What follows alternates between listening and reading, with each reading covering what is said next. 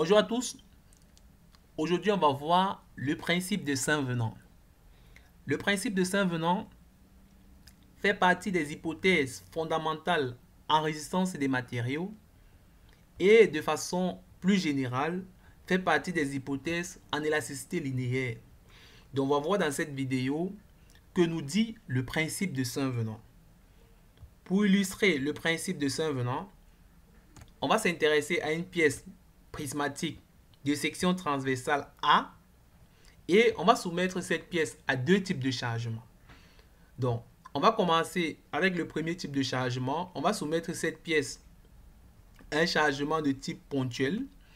Donc, et on va observer la distribution de la contrainte à différentes sections de cette pièce-là. Dans une première section proche de la surface à laquelle on a appliqué le chargement, on peut voir que la distribution de la contrainte dans cette section est concentrée dans le champ de localisation du chargement. Donc on peut voir que la contrainte est concentrée dans le champ de localisation du chargement. En observant donc la distribution de contraintes dans une deuxième section un peu plus loin de la surface à laquelle on a appliqué le chargement, on observe toujours une concentration de contraintes dans le champ de localisation du chargement, mais on note tout de même une légère uniformité de la distribution des contraintes. En s'intéressant maintenant à une section beaucoup plus loin de la surface à laquelle on a appliqué le chargement, on note que dans cette section-là, la distribution de contraintes est quasiment uniforme. Donc, on peut illustrer concrètement ceci. Il y avait un exemple que j'aime bien. En prenant des éponges de lessive, en les soumettant des efforts qu'on peut assimiler à des efforts ponctuels, on peut observer la déformation de toutes ces éponges-là. Donc, on peut voir la déformation dans le premier éponge. En regardant la déformation, on peut bien imaginer que dans une section transversale de cette éponge-là, la distribution des contraintes prend la configuration de ce premier cas. On observe bien que la déformation est concentrée au niveau du champ de localisation du chargement. En s'intéressant maintenant au deuxième éponge, on note toujours une légère concentration au niveau du champ de localisation du chargement, mais la déformation est tout de même légèrement uniforme, ce qui peut être équivalent à ce deuxième cas de figure.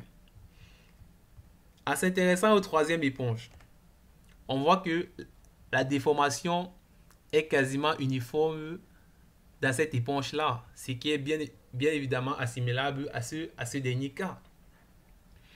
Donc, en soumettant maintenant cette pièce à un deuxième type de chargement, on va le soumettre à des chargements répartis. On observe toujours la distribution des contraintes dans les mêmes sections. On voit bien que la distribution de contraintes dans les sections est uniforme dans toutes les sections de la pièce, ce qui est normal. Et on peut bien évidemment observer aussi ceci avec le même exemple. Donc, en soumettant donc nos mêmes éponges à des efforts qu'on peut assimiler à des efforts répartis, on observe bien dans toutes les différentes éponges une déformation uniforme dans tous ces éponges-là. Donc, que nous dit donc le principe de Saint-Venant? Le principe de Saint-Venant s'intéresse à ce dernier cas-là. Donc, avec ce dernier cas, on va illustrer le principe de Saint-Venant. Donc, le principe de Saint-Venant nous dit que à une section transversale loin de la surface à laquelle on a appliqué le chargement, les effets du chargement sont indépendants de la manière à laquelle on a appliqué le chargement. Et c'est ce qu'on observe dans ces deux cas de figure.